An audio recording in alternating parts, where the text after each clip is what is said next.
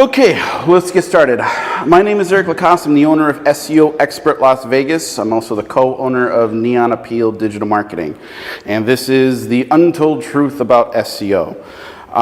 What I usually do with this presentation, I split up into two parts. First part is going to talk about the generic stuff of SEO, what makes it different, why it's important. There's some technical things I'm going to go into, and then the second part is the one that I advertised online, and we'll go into something more specific, which will be this time the local SEO. So we'll get into the generic basic stuff. We got to talk about Google. The Google algorithm is not this crazy Illuminati, hold on to everything that you've ever looked at online. It still is a product, right? And if you wanted to double check this, all you have to do is go to the webmasters.google, third paragraph, fourth page, and this is what it basically says. They base their search, the rankings for words, on what is called search intent. Search intent is what they rank for any word that is in searching on Google. Search intent is broken down into 4 elements: informational, navigational, transactional, and commercial. So let's talk about informational. Informational is the name, address, and physical location of a business. It's what establishes where you're at and what you do. Navigational. This is where if you are going to be logging into a database or Netflix or Facebook, you're leaving the search results page, the SERP, to go somewhere else. It's search intent because you're navigating out of the Google realm and you're going to someplace specific. Transactional intent. This is for people that are ready to buy. Best, affordable, cheapest, okay? Adjectives that describe what your business does other than informational intent. Commercial. Best 5 plumbers in Las Vegas. Best 5 bike shops in Las Vegas. This is commercial. This is where you get to sell what you do, right? These are all keywords that should be in your website, should be in places that describe your business, should be in your social posts, right? Now this is just search intent. How do you get search intent? It's called EEAT. Experience, expertise, authoritativeness, and trust. So say you want to rank for best bike shop in Las Vegas. On your website, you better establish EEAT. I've been in the bike shop business for 15 years. I have been the expert on fixing anything from a broken train chain to a tire. Because of that, I'm the #1 authority on fixing bikes in Las Vegas. I'm the most trusted business in Las Vegas. Those sentences establish EEAT. They also need to be in your socials. They need to be somewhere so people say, I think that person knows what they're doing. It's not about cool, and it's not about being anything else. You want to let people know who you are and why you're the best. EAT, with search intent, you can't go wrong. And even in Google's documentation, they talk about EAT. They say this is what you need to do. You need to put yourself out there by loading up on what you provide as a business. So, let's talk about Google Ads and SEO. Google Ads and SEO have always been butting heads since the infancy of the internet. Back when Google Ads was real cheap, SEOs were still trying to figure out how to rank a website. In the modern time, there's a big disparity between Google Ads and what an SEO does. Google Ads will get you clients and customers quickly, much quicker than an SEO can. You're paying to rent the keyword. Hopefully they do search intent and they establish EAT in their ads for you, but you will get customers quicker than me in the SEO world. I'm about organic growth. What I do takes time. You have to establish a brand. That's what SEOs do. It is not about flash. It is about making your business a brand first, because brands get leads when you're sleeping, right? If you want to rent it, fine, you can rent it. But don't expect you to get the same customers once you cut off the money. SEO, it never turns off. You can only grow with it, right? Big dispersity, big difference between the two, right? So this is how I like to explain how SEO works. Down here, we have a plant seed, and down here, we have it all grown with lots of fruit. Think of your business website as a seed. The dirt is Google, right? To come from here all the way down there to bear fruit, most industries in Las Vegas take a minimum of 1 year. Minimum. Now, once we start looking at how this is going to start growing down, most people don't realize what the roots are about.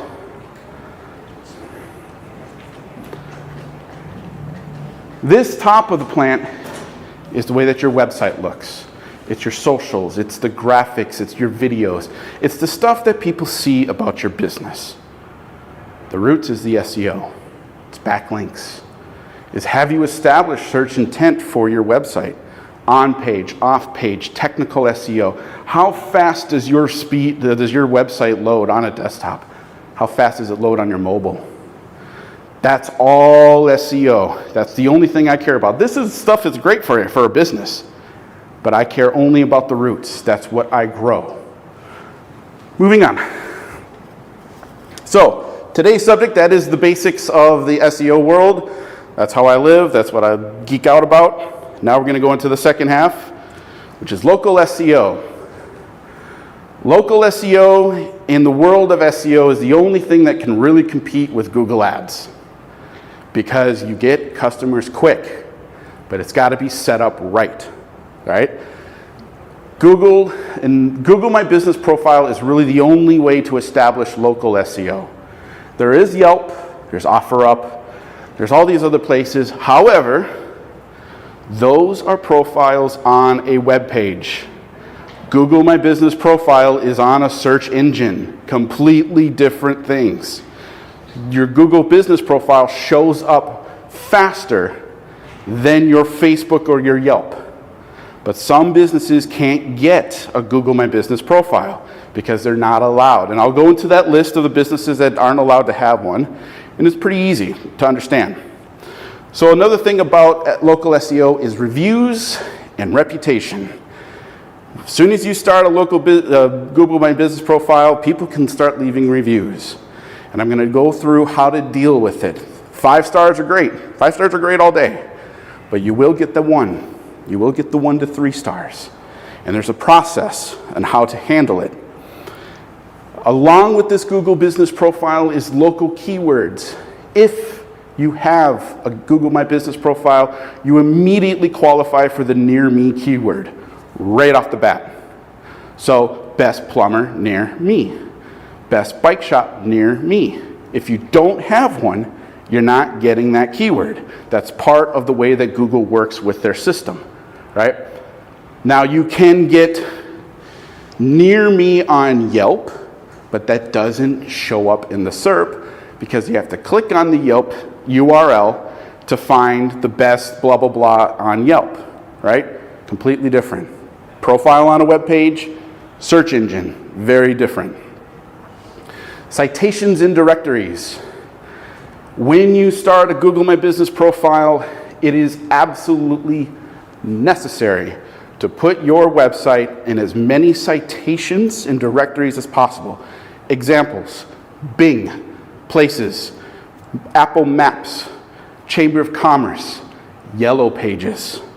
They're free, and they give you what's called a backlink. And backlinks over time is what raises your authority as a website. So if you have competing keywords and you did all that local citation work and you've gotten a few more points on your rating, you will rank higher than someone that doesn't. It's just the way that it works. Citations is huge. Backlinks are going to be, they're already been a deciding factor between 2 engaging websites. But in 2025, it'll be even more. If you don't have them, you're not going to rank. Now, along with this, because of local SEO, it is very important to at least establish a place and location on your on page for your website. You got to have it somewhere where you're doing business, right? It's good to do it now, because if it starts to grow into a corporation and business, then you can start making subsequent folders and subsequent pages for those locations. But to start off, if you're in Vegas, put it in the title, put it in the meta description that you operate here in Las Vegas, okay? Now, this is what the Google business page looks like when you start off. If you've ever seen that page, that means you're starting your Google My Business profile. Name, category. All right. Now, like I said before, it's really, really good to have this because you get free traffic. You don't have to pay for it, right? And a lot of your competitors have the same thing, but they never optimize it. They just know they had to do it. So they started it and then they ended it. You just got to, you put in a little bit of optimization, a little care about the hours, the logos and photos. You don't have to touch it for at least a month unless something's changed. This is one of those profiles in the SEO world where you kind of get to set it up the right way the first time, and then every once in a while you can come back and spruce it up. But it's not like a web page. It's not like socials where every single day you have to look at it. This is pretty much a said and done. And by having this, you'll immediately be put into what's called the map pack. Whenever you look on something on Google for a business, and it shows you that nice big, other than after the AI generated response, but if you scroll down, you'll see a map, and you'll see businesses and a map of Las Vegas.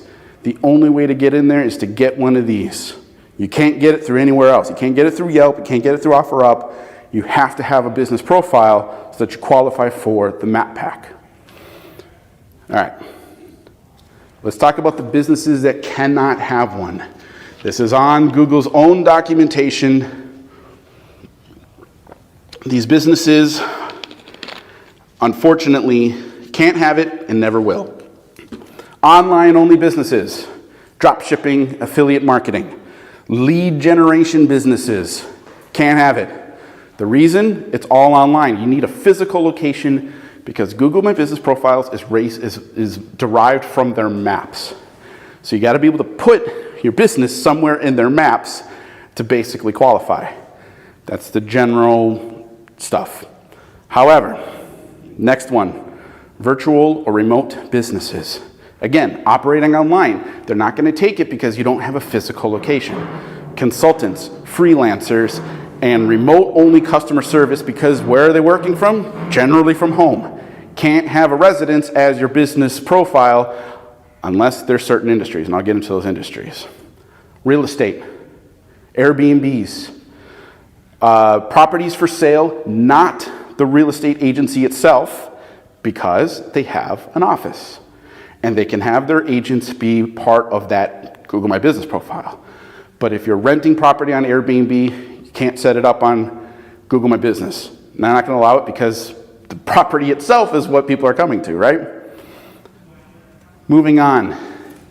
Uber drivers, Lyft drivers, DoorDash drivers, businesses that run their business out of a car. It's a moving location. Can't do it. Businesses without face-to-face interactions, kiosks, ATM machines, crypto machines, anything where people are coming up to this machine as an ATM, self-independent, no face-to-face interactions. And this is the big one, the one at the very bottom, the one I get questions about all the time. I run my business out of a WeWork. Can I have a Google business profile? Nope, can't do it.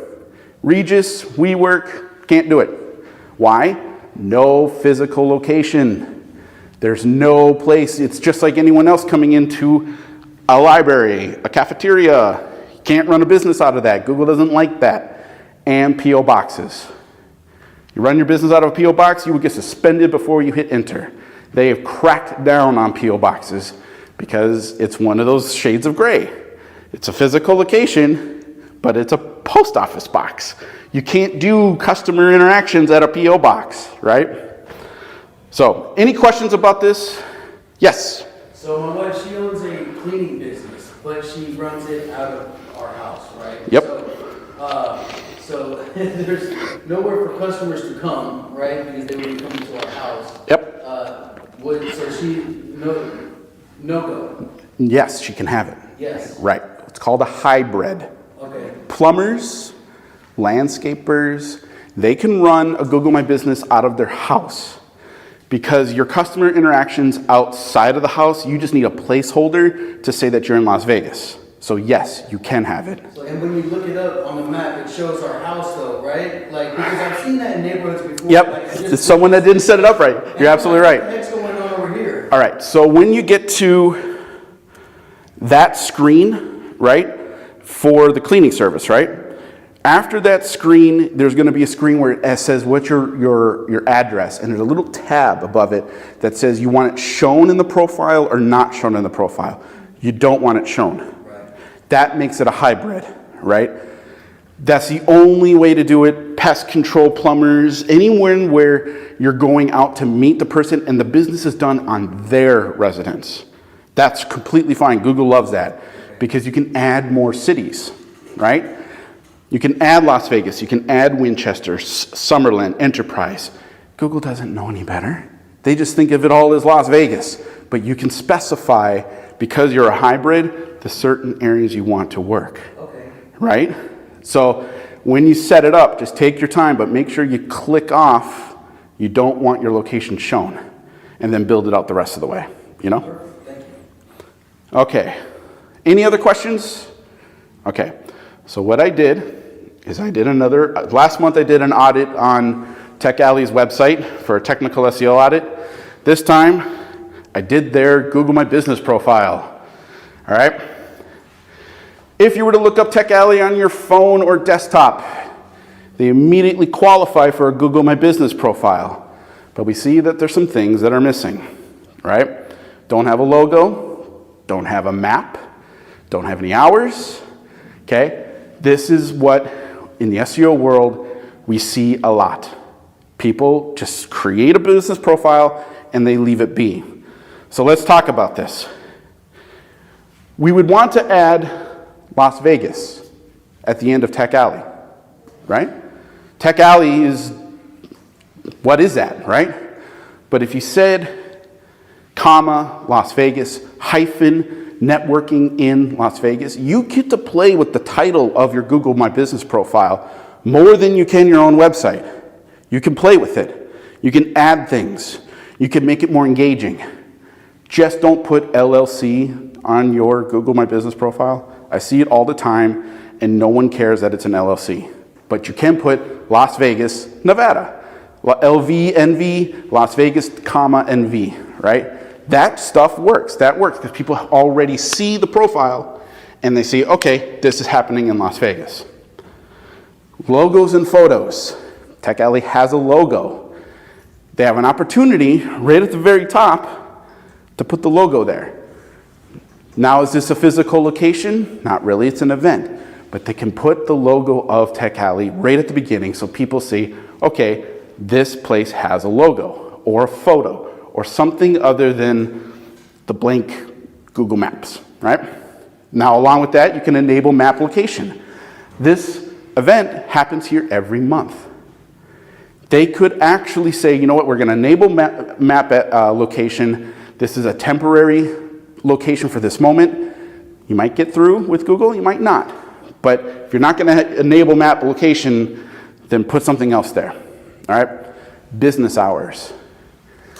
This event has a certain business hours once a month. You can actually put it into Google My Business profile, monthly meetings. There's a way to do it, it's a little more complex, but you can have it say the business hours are the times broken up, and this is the time of operation, right?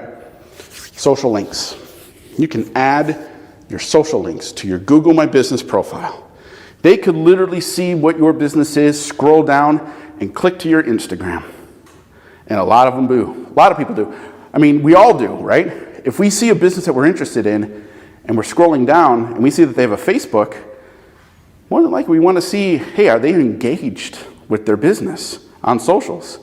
What's new to them? What's going on with them? Maybe there's some kind of deal or discount that I didn't know. If I go on that social, maybe I'll maybe I'll find more information.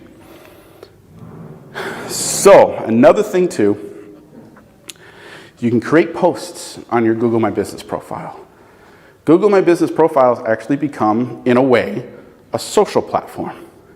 You can post deals, you can post events, you can post discounts, client or customer testimonials. You can post that directly below this screen, which has already been seen in the first 3 seconds of someone finding it. You can reach them faster than other platforms that actually facilitate testimonials, right? And the last part is the Q&A. Every business profile has a place right there, questions and answers. Anyone can click it, including yourself, and ask yourself a question about the process of your business. You can defeat objections right there. How long does it take? What's the cost? If you are getting that as your inquiries for your customers, put it in the Q&A and defeat them before they even come to your website. Give them the answer that they want, right? Oh, question on. Sure.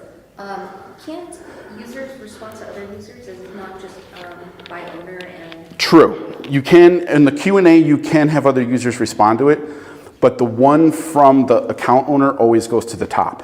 Everything else falls below it. You know what I mean? So yeah, you could do that, but again, you get to ask the questions. Yeah. Anyone can put in the question, including the owner. How long does this take? Just think if you found a business, they literally, like, I don't even know how long this is going to take, and it literally answers it right there. Oh, wow, they must care. They must fill this out right. So, okay, they're pretty legit. You know what I mean? Any other questions? Yes, sir. On the events, create posts for events, are you able to, how many events can you post at a time? As many as you want. It is a posting machine. Like a blogging scenario? Not blogging. So the way that it works with posting is you put in a photo and you have 5,000 characters underneath it, just like a social post. In the SEO world, we have been discussing whether or not hashtags should be used. Don't use hashtags. Oh, links. Links, yes, but no hashtags, because it's not that social of a social post, right? It's an event posting machine, right? The backlink coming from Google into your website. Backlink, it's irrelevant because you're on a search engine right now. Oh, gotcha, okay. Yep. All right, and then somebody took a photo in front of our place during a snowstorm. Okay. Drives me nuts because they posted it in the profile or whatever. Mm-hmm. Do I just bury it? Do I get rid of it? You can set up an appeal, and I actually do go through that in a few more slides. You can ask for an appeal for removal. Give a good reason why. Okay. Length is the key to talking to Google. Just 3 sentences, and they're gonna be like, whatever, and they're gonna move on, right? Any other questions? No? No problem. All right. Yeah, go ahead. Does this post and events and content from there, does that help you rank? Yes. For the near me.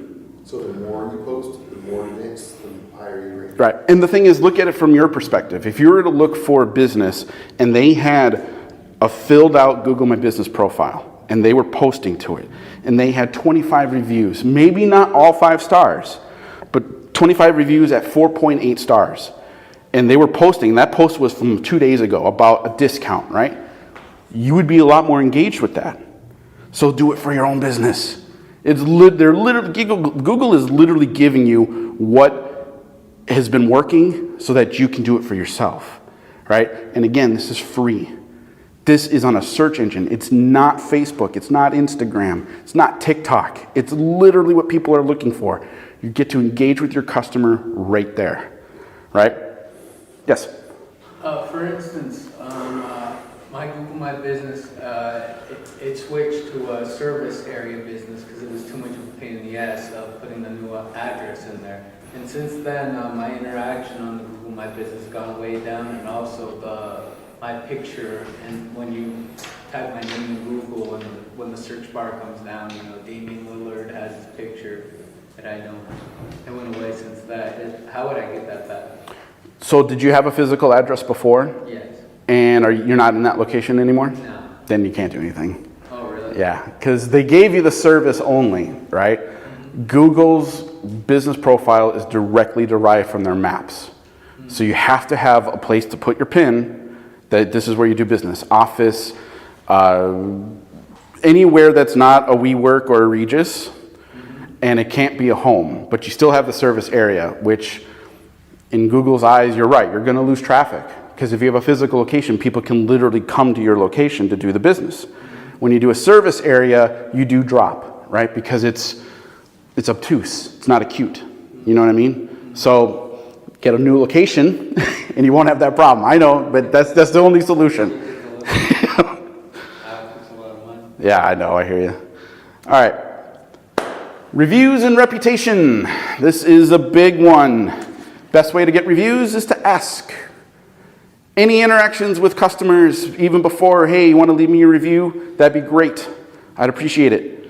Reviews drive the local map pack. There's a couple programs that I have that can actually look at a specific industry and tell you the average amount of reviews that you will need to acquire to be in the map pack. For most industries, it's usually 30, 40 plus. Certain industries, it's a couple thousand, right? Depends on the industry, depends on what you do. But the more that you get, the more that you're banking on the valuation of your business in Google's eyes. They start to push you up more. Now comes the fun part. 1 to 3 star reviews. This is where your reputation is going to be tested. The one thing you don't do is argue. You're not arguing with them. Even if you have to throw out a generic AI response, we're working on our process. Thank you for letting us know that we need to bring this to our attention. We are doing the best possible blah, blah, blah, blah, blah. Thank you for the review. Even just saying that is better than arguing, because everyone reads the arguments, especially the 1 stars. Now, if you really want to get challenged, reach out to the 1 star. Most people that leave a 1 star review are just taking it out on you. They had a bad day. They had somewhat of a bad experience or things they weren't paying attention to, and they took it out on you on your business. Sometimes reaching out to them can take that 1 and make it a 4.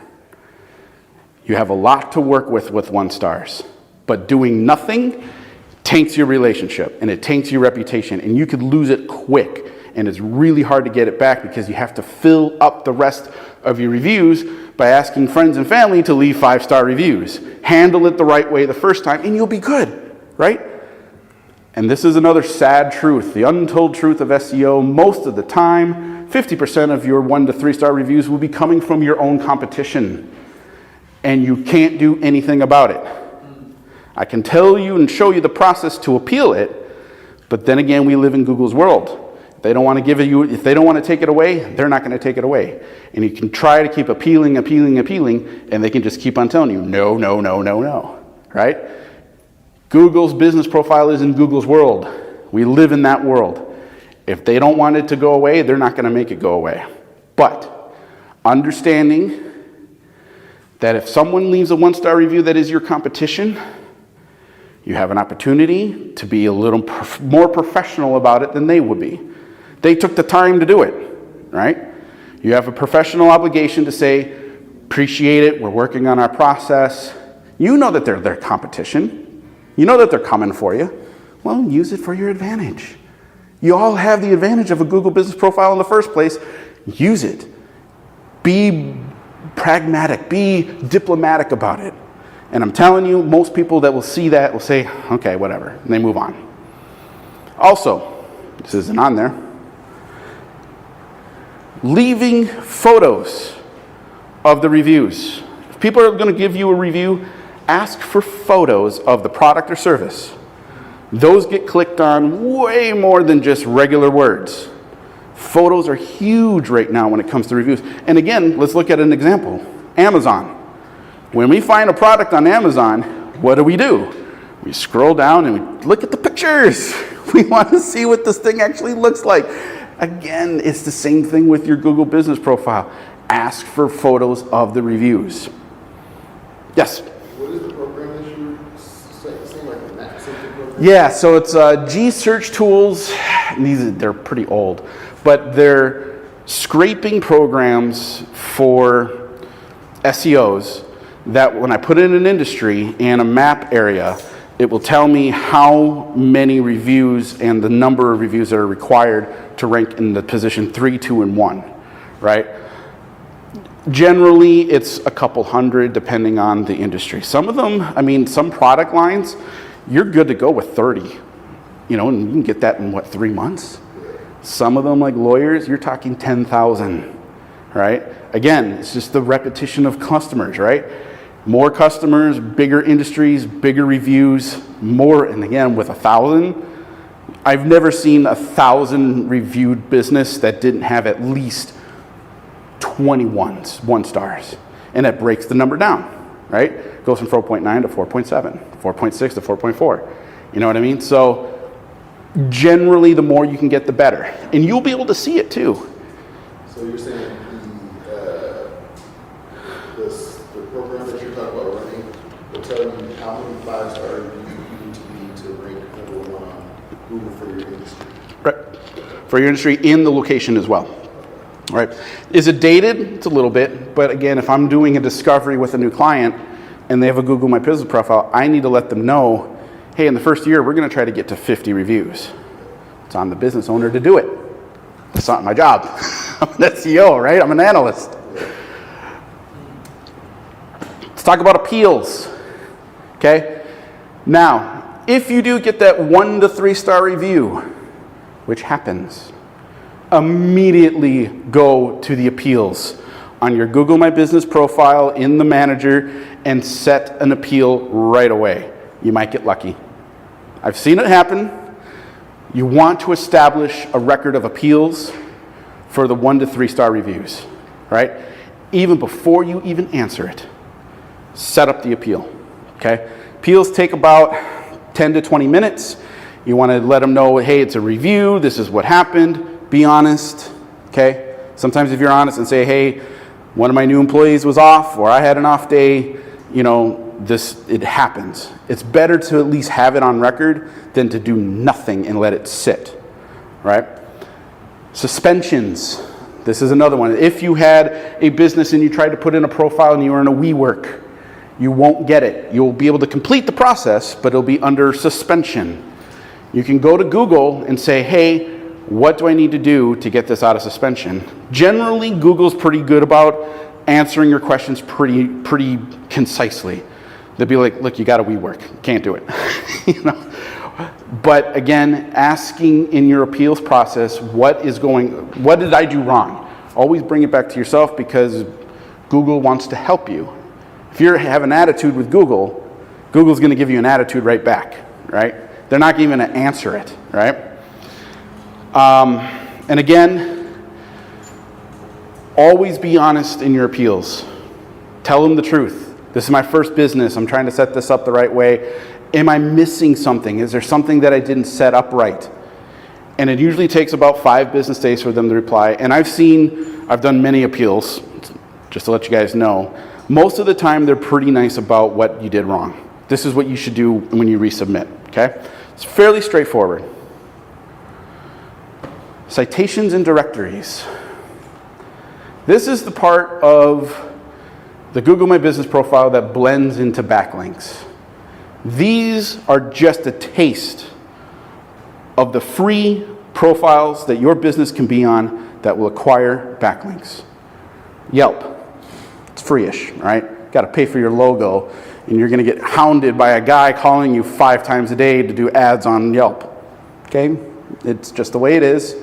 But for businesses that can't qualify for the Google My Business profile, that's the best you'll be able to get. And it doesn't hurt, it's just not in a search engine. It's on a website.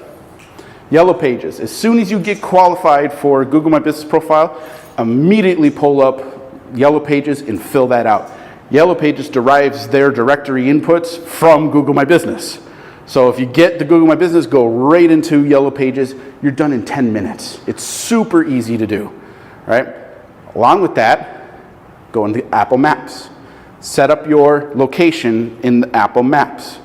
That way you start to rank on the Safari as opposed to Chrome or whatever browser you use. Facebook business pages. This is another free one. Get it set up, fill it out as if it's the Google My Business profile. Again, it's a profile in a search in a web page. It only helps you. Better Business Bureau. You got to pay for this one, but it's kind of the de facto directory that pretty much at a certain point in time you're going to want to set up, right? Again, the Las Vegas Chamber of Commerce, and even chamberandcommerce.com in general. Easy backlink. Easy, easy, easy. And it pays for itself right off the bat. It keeps on building over time. All right?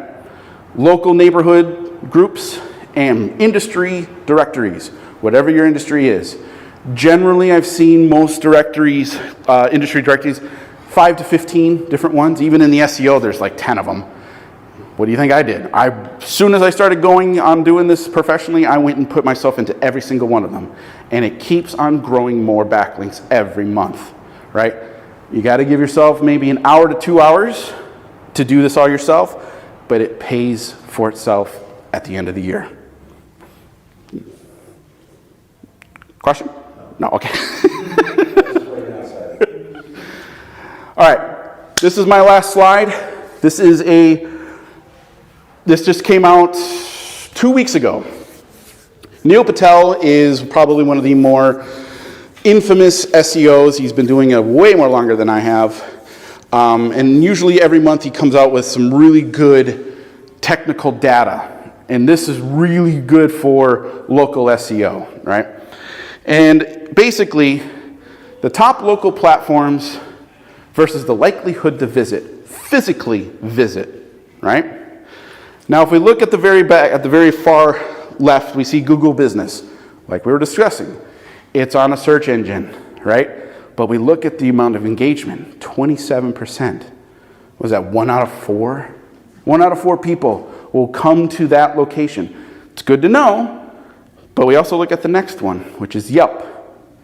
Yelp has a trust level of 84%, just slightly lower than Google My Business. But people that find you on Yelp are just slightly more likely to come visit. 1/3, give or take, right? Does that mean you have to choose one? No, you do for all of them. You put yourself into all of these places. Bing places. You want to qualify for AI, ChatGPT AI search? They derive their algorithm from Bing. Yes, yes. So getting your business on Bing places is an absolute necessity to be searchable on ChatGPT. Nextdoor, Apple Maps, TripAdvisor, Facebook Local, and the specialized apps at the very end for specified industries. Okay? Again, this is all part of the local SEO process. This is why some businesses that actually put in for all these things, they get traffic on top of traffic. And they start to build a brand, and that brand starts to bug them while they're sleeping because they have emails and phone calls and they have text messages. Focusing on one thing, it does not work anymore. You cannot get away with it anymore. That's why this is an ecosystem, right? SEO has 3 pillars. The technical side, which is the SEO, the programming, the speed in which things load, the content. SEO is going to be a part of social media posts, and we have no choice to embrace it. Because of what you learn from search intent and establishing EAT, that has to be in your socials now. Why should someone be paying attention to you? I've been doing this for this long. I've been the trusted authority in Las Vegas for this long, right? And the third one is backlinks. I hate backlinks. I hate dealing with it, but it's a part of the industry. I have to do it because clients need to start gaining rank. And if they are not part of bigger directories, bigger conversations, then they don't rank. And I don't get them more traffic, right? So that's the end of it. Any questions at all? I know this probably went pretty fast. Covered lots of, sir. Is there a good free tool that you recommend for analyzing what backlinks you or your competitors make? Free tool. Okay. There's a bunch of them. The one that I would suggest that's probably the easiest to get the basics, it's called SEO Minion. It's a free attachment to your web browser. And when you, I think it's free for a couple days, or like a free 30 free trial. However, that one's going to give you some technical numbers as well. It's going to give you how many backlinks, visits, social profiles, the structure of the website, but that's the best free one that I can think of. What about paid? For paid, now you're dealing in the SEO world. So like you have Ahrefs, SEMrush, Moz, those are all paid, and those do extensive SEO analytics. I use Ahrefs. I've been using Ahrefs for, God, how many years? But that will tell me everything about a website. Are you saying Ahrefs? Ahrefs, the letter A, Hrefs.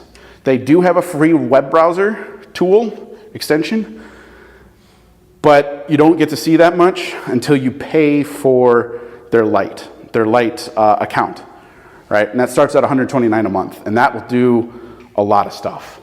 And then it's tiered from that level. But that's what I do for keyword research, for local, for backlink development. Yeah, that's my program that I use.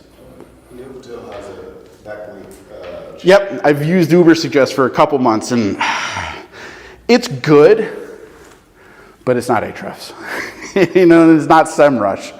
There's a reason why they charge as much as they do, because they can go into really deep analytical stuff. But if you're just doing inquiries on other businesses, SEO Minion does the job. It really does the job quite well. Yes? What exactly is a backlink? What's a backlink? A backlink is you have a business website, and another person that you work with is like, I want to put your website on my website as part of a partnership. So they take your URL, you take their URL, and you put it somewhere on your web page. So then once the Google bots find that you have a link to this page and they have a link to your page, it creates a backlink, right? It's very, very important. There's my last lecture, I talked about backlinks a little more extensively. There are certain tiers of backlinks that will change your business forever. Wall Street Journal, MSNBC. If you ever get your business on those web pages, your traffic will skyrocket. But it'll also come flat back if you don't do anything else about it, right? EDUs, UNLV, anything with a casino right here. You get a backlink on their websites, they have 10,000 views a month, if not more. That is linked to your website now. So that raises you right through the roof.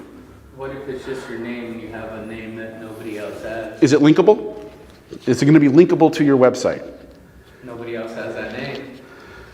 You got to make it a hyperlink. You can't just have a name, right? So it's got to be able to be rolled over and clicked and gone somewhere.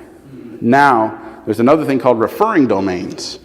Referring domains is the domain in which a backlink sits on prior to the link being created, right? So again, the referring domain refers to, say, it's UNLV, right? You'll get credit for having the referring domain, but you may only be on one page at UNLV.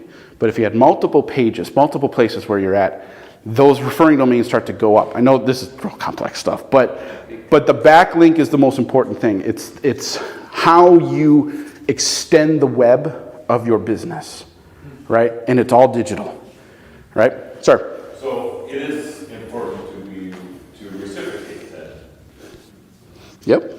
That's what blogs are for. See, this might come with these things. Like, I always thought if it was one way, that was the most important. You can have a one way, and it's called a no follow backlink. If you want to take the different types of backlinks, follow and no follow. You always want the follow. Follow means they went to you, they came back. That actually gives you more Google. Yes, way more, because it's a reciprocation. Their strength is going to be reciprocated to you. Your strength is going to be reciprocated to them. So if I have like rosalybingham.com, I could refer it to Regenerative, and Regenerative then would have, I could refer to Regenerative, and refer to rosalybingham.com. Yes. That's a... Yep, that would be a backlink. So this is where blogs come in, right? Because in blogging, you have an opportunity to reach out to somebody that's pertinent to your blog. Hey, I wrote a blog post on your business. Can you take this URL and put it on your web page? Now you got the backlink, right? You can be really specific about the type of backlinks you want to reach out to. Tech Alley last month has a backlink with UNLV because of when it first started. It was reaching out, and it reached out to UNLV. That's one of their highest backlinks, and that was 2 years ago. That drives traffic even today. That's how important a backlink is. You have to sell your business website to other people, right? Other than the service, other than the product. That's what backlinks can do, right? And again, oh, go ahead. Go ahead. When it comes to enough backlinks, and you change wording on your website or change wording in your socials, Google's going to look and see what your authority is, your domain rating. And if you're higher or lower from someone else, if you're lower, whatever you say is going to rank you higher. But if you're lower, they're going to rank higher than you, right? Backlinks is the interweb of the growth of your business. You could spend just months filling out as many directories as you want, and you will see more traffic. Guaranteed. Because people sleep on it all the time. Right? Any other questions? Go ahead. Part of it. All right. So I'm pretty fortunate. I mean, we probably have hundreds of thousands of backlinks a week coming at us. So how do I, if I'm going to do a do follow, do I just do do follows on domains that have higher authority than us then? Because to do something to all of them would be impossible. So you have hundreds of thousands of backlinks coming to your website every month, or is that aggregate to now? Actually, A week? yeah. Well, what's your business? I'm the founder of National Day Calendar. Pizza Day, Coffee Day. Okay. Yeah, we have significant traffic. Okay. So do you have someone on your team that does, or that can actually look at the backlink catalog of what you have already? So, I mean, we get a report from you say all reps, Ahrefs is what I refer to. I mean, we get a thing every week, and and they drop off too. I mean, it always shows like the net. You're going to lose at that point, yeah. Every week, right? So, I mean, yeah, I mean, I didn't dedicate somebody to this, but we've never reciprocated before, because I always thought that was more important to just have that one. The one way? To us, because I thought that authority was better that way. So the homework would be to pull your backlink profile, look at what the highest domain rating was, and the one that has the most referring domains and traffic, because you'll be able to find that on Ahrefs. Reach out to them, because now you can do a reciprocation motion. Either you change the wording or make it, if it's a year, this is a big one. If you get a backlink from like 2024 and you have control of that intent, change it to 2025 and let it go. Just change the year, right? It doesn't matter. It's a number, right? In the SEO world, change that 4 to a 5 or that 1 to a 5 and get the backlink again for another year. So I would go through your backlink profile. First of all, look for anything that says 2024. Reach out, change it to 2025. Easy. Anything that's EDU or government, reach out to them and see if they can actually link back to you. Probably not, but it's a good shot to try. Anything that's got high traffic as a backlink, always see if there's something you can do to improve it, right? Because if it's a backlink from your end to them, you can rewrite the content with search intent, with EEAT, and have it rank even higher the next time it goes around. You know what I mean? It's very interesting.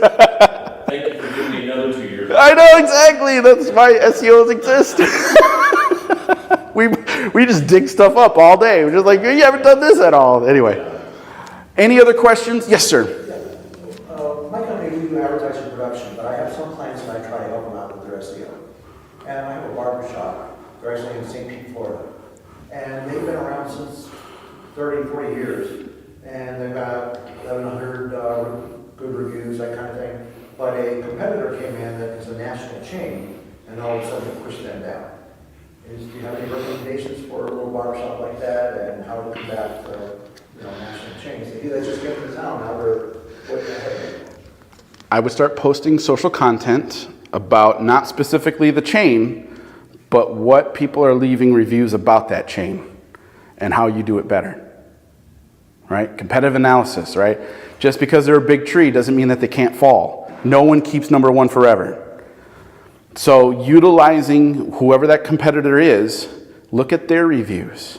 See who's left a crappy review.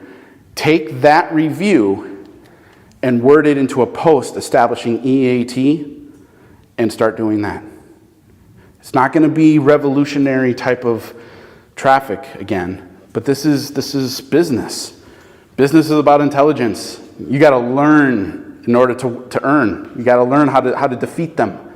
And the bigger the company, the bigger the tree, right? So that's what I would do, just to initialize it, right? Unfortunately, I see this a lot in Las Vegas where certain industries are taken over by a franchise. And the only reason why they have number one is because they created a page and they put Las Vegas in the title and they threw it into their website. Now they rank for everything because domain, right? They have a stronger domain. Doesn't matter how many pages they just have a stronger domain. Again, use what they are not doing for their customers and have it work for them, right? And over time, it will produce results. It always has. Any other suggestions for local small businesses? Do they have like a physical location with like a parking lot? They do. Car shows. Do car shows. Car what? Car shows. Yep. Car shows. Because if you do it Thursday and Friday, people are going to come and fix up their cars. They're going to have a car show in front of their barbershop. They're going to want to come in if they have a discount, 10%, whatever, Thursday, Friday. You start to create a community with that car group. You put it on Meetup, you put it on Eventbrite, socials, Facebook, and Instagram. They'll have a parking lot full in a couple weeks. Do it once every 2 weeks, maybe once a month. That's adjacent audiences. That's a huge thing in the SEO. Just because you have a business, what other businesses, what other audiences could I reach out to bring them into me? That's out of the box, right? No barbershop's doing that. But the ones that do, they have a following. And that supersedes any social post you could come up with because you have an idea, you put it in multiple places, and you're waiting for the results to come to you. That's what I would do in a heartbeat. And it just works. It just works. No problem. Any other questions? How important or how much of an impact does social media posts affect your search engine ranking, etc.? If you asked me that question 4 years ago, I'd say it's not that much of a deal because social media was kind of having its own little thing and you could refer your post to your website. But that's not the case, especially today. All social media posts are based on their algorithms kind of like Google with search intent and EAT. The reason why you'll know it works is, yeah, you'll get likes, but you'll also get visits to your website. That's the difference, right? Getting a like is a like. I mean, what are you going to do? What's the conversion rate of a like to a dollar amount? But if you have posts that establish, I've been doing this for 15 years, I'm the best in Las Vegas, and you start to see impressions go up along with clicks, and the time on website is more than 35 seconds, now you have something. You have tangible proof that the socials that you are creating are actually doing something, right? But that takes time, and it takes research. What is it that you want your business to be the best at? What do you want your business to be the most affordable at? Use that to your advantage, right? So it will help your ranking if you have posts that are driving traffic to a website. Absolutely, if it's done right, right? Now again, this is an optimization review. I've seen and had clients that had this situation, right? They didn't care what they posted as long as they were posting. That worked 4 years ago. You know, consistency 7 times a day, fine. But if you could do 3 that served a purpose, that drove a discount, drove EAT with search intent, commercial intent, 5 best blah, blah, blah, come to take a look at my website, we just got blah, blah, blah. Again, there's a purpose to it. That's why SEOs are more important in social now and especially with video. YouTube SEO is a huge thing right now because the YouTube is a search engine. So of course SEOs love YouTube because we get to play with keywords and search intent and EAT in that platform along with Google. And most SEOs are breaking away from Google anyway. I'm breaking away from it and focusing on YouTube, TikTok, and Facebook, and the other ones. And the one that most businesses fall on, which is Pinterest. People have been sleeping on Pinterest for years. If your business deals and sells to women and you don't have a Pinterest account, you are losing because their audience skyrockets on Thursday and it drops on Sunday. You post on Thursday afternoon and you let it sit. People miss Pinterest by a landslide. And again, advertising on Pinterest, $1 a day. It starts at $1 a day. It is so cheap. So cheap. And you can put a post on and you can let it sit because Pinterest is a library. It sits there forever. How long does a Instagram post last? 10 minutes, right? It just goes right into a feed. You know what I mean? So if you have something very specific about your business, about your service, about your product, get on Pinterest. Put out a couple pins, a couple pins per week for a couple months. I'm telling you, it's hidden. SEOs are laughing all the way about this because it's a search engine. Pinterest is a search engine. So when you look up something, it creates a wall. Not just top 10, what's ranking. No, hundreds of photos. You make yourself stand out in that realm with some graphic design, with some catch engagement, establishing EAT, and you let it sit. Just like your Google business profile. Do it the right way the first time, and just come back to it every once in a while and just change some things. Change your hours, change your posting, change your description, right? I mean, again, let's look at the description of Tech Alley, right down here. Tech Alley is a platform that builds and strengthens tech startup communities through knowledge sharing. Okay, that's good, but you can also reword it. You know, engaging words. This is where AI excels. Reword this into something more engaging, something that people are missing out on, right? You slap it in and you're done. That's it, you're done. And you get to focus on all the other stuff that I'm telling you to do. Any other questions? Yes? Oh my goodness. Start with you. I have a client who paid a company to get 15,000 Facebook likes and followers. Is that going to hurt them when it comes to their Google? Yes. Don't pay. Don't pay, period. Now, could you get away with it? And this is on Facebook, right? It's on Facebook, but I'm assuming that Facebook, you assume that as well? Well, Facebook is a website, right? So you have a profile on a website. It's not going to hurt, but it isn't good. It's not a good practice. But it's not their business Facebook page. They did it on their personal Facebook. They did it on their personal? Yeah, they put those 15,000 on personal. That's Somebody else's personal, I guess, not on the company's official Facebook business page.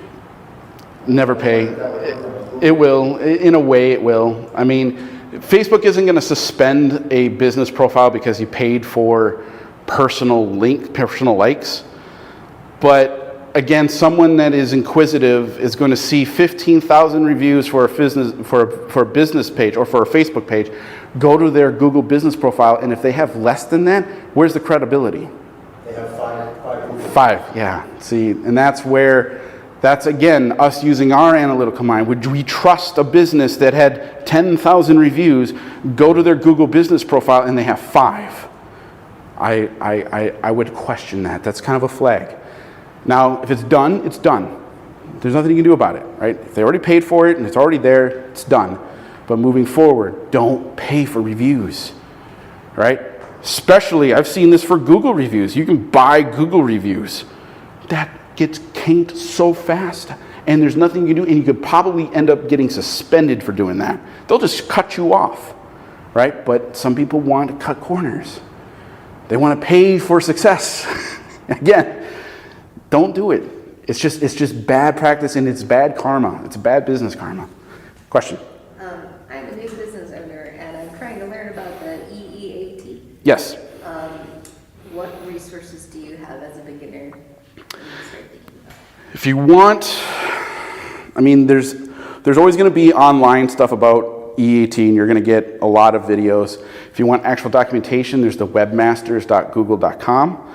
That is essentially the SEO Bible in a very generic way.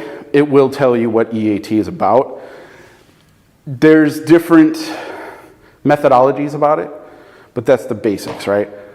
Your expertise, your experience, how good are you, and why people should trust you. That's all it comes down to. And it's got to be in everything, from the meta description to the social posts to the description of the business on Google. It's got to be everywhere, because you would trust someone that had that established, right? If you're looking to buy a product and they've been in business for 15 years, you'd be like, okay, 15 years, they've been around for a while. If it works for you, it should work for the business, right? Did you have a question?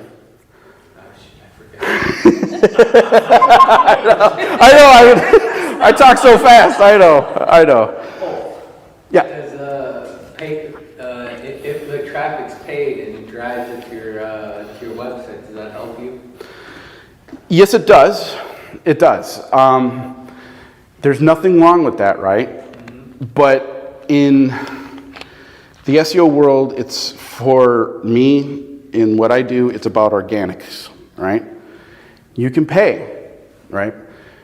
But you might want to pay an SEO to do your paid ads, because Google keyword research, that is what's going to be the words that are going to be associated with your campaigns, right? Mm-hmm. You probably want those to have high search intent, high EAT, to be engaging, right?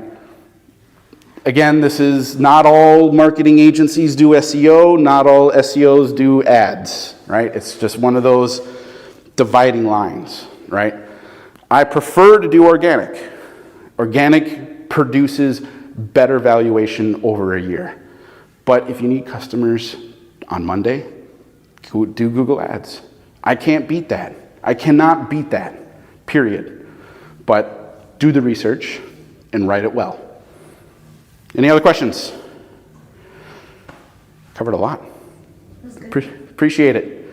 I have business cards with me if you want some information from me, and continue talking and whatever, but I appreciate you guys sticking out for the last of the last, hopefully the best of them. So yeah, any questions, come find me, and thank you very, very much for coming.